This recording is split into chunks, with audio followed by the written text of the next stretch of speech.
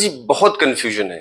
अरे भाई कहते हैं कि एक्स एक्सिस का इक्वेशन y बराबर 0 है और y एक्सिस का इक्वेशन x बराबर 0 है, ऐसा क्यों होता है?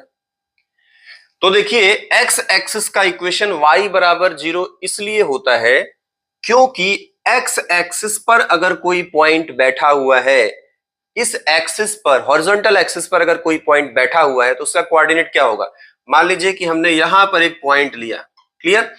इस पॉइंट का एड्रेस क्या होगा? इस पॉइंट पर हम अगर ओरिजिन से चलते हैं आगे तो कितना स्टेप जाना पड़ेगा? एक्स एक्सिस पर 1 2 3 4 पॉइंट एक्स एक्सिस पर जाना पड़ा। और वाई एक्सिस पर हम कितना जा रहे हैं? ऊपर।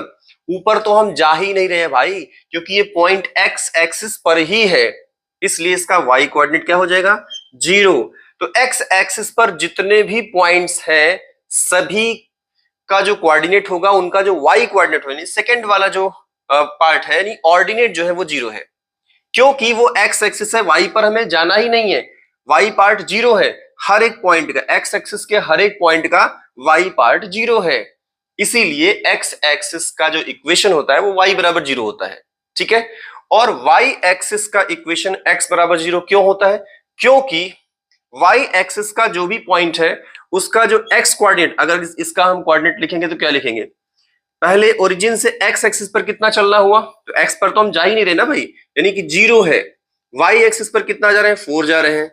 तो वाई एक्सिस के किसी पॉइंट का कोऑर्डिनेट किस टाइप का होता है? 0, y, 0, सम नंबर, ठीक है? इसीलिए वाई एक्सिस पर जितने भी पॉइंट्स हैं उन सबका एक्स कोऑर्डिनेट 0 होगा, यानी कि एब्सिसा 0 होगा।